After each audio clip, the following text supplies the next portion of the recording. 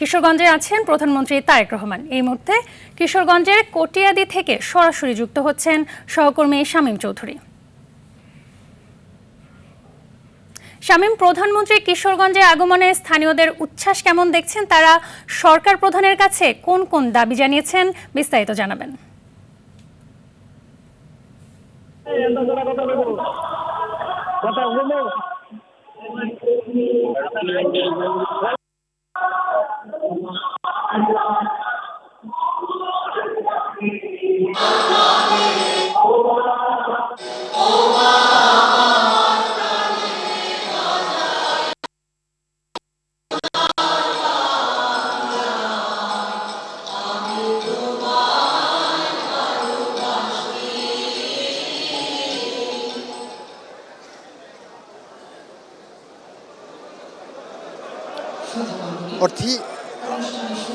অর্থী জাতীয় সঙ্গীত চলছিল, সম্ভবত কারণেই আমাকে একটু নীরবতা পালন করতে হয়েছে।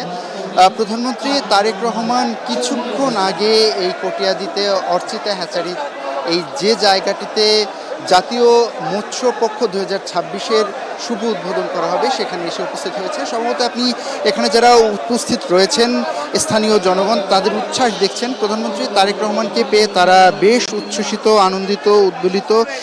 সকাল থেকেই তারা প্রধানমন্ত্রী তারেক রহমানের জন্য এখানে এসে অপেক্ষা করছেন। কিছুক্ষণ আগে এখানে বৈরী আবহাওয়া ছিল, এখানে বৃষ্টি হচ্ছিল মুষলধারে।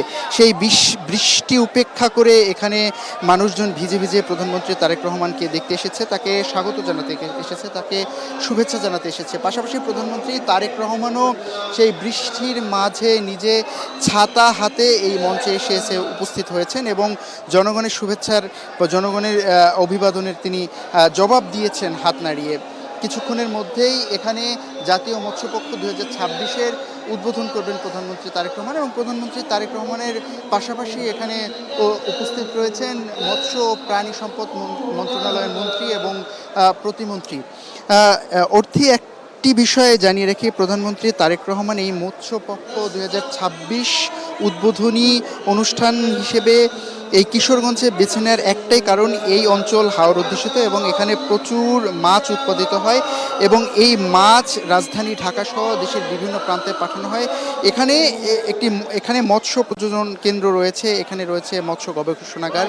তো সে কারণেই মৎস্য শিল্পে বাংলাদেশকে এগিয়ে নেওয়ার জন্য এই হাওর অঞ্চল কিশোরগঞ্জকেই বেছে নিয়েছেন প্রধানমন্ত্রী তারেক রহমান। আজকের এই মৎস্যপক্ষ 2026 উদ্বোধনের মধ্য দিয়ে মৎস্য শিল্পে যাতে বাংলাদেশে উদ্যোক্তা বৃদ্ধি পায়, সারা দেশে যাতে মৎস্য চাষে দেশের মানুষ আগ্রহী হয়, সে কারণেই প্রধানমন্ত্রী তারেক রহমান এই কিশোরগঞ্জ এলাকাকে বেছে নিয়েছেন। পাশাপাশি কিশোরগঞ্জ শুধুমাত্র মৎস্য নয়, এখানে এই কিশোরগঞ্জ কৃষিতেও কিন্তু বেশ এগিয়ে।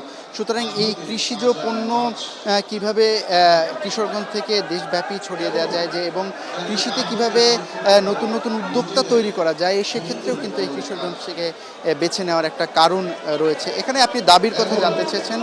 প্রধানমন্ত্রী তারেক রহমানের কাছে কিশোরগঞ্জবাসী যে দাবি জানিয়েছে, তার মধ্যে সবচেয়ে বড় দাবি হচ্ছে জেলার বুক চিরে নরসুন্দর নদী বয়ে গেছে। এই নরসুন্দর নদী এখন প্রায় মৃত।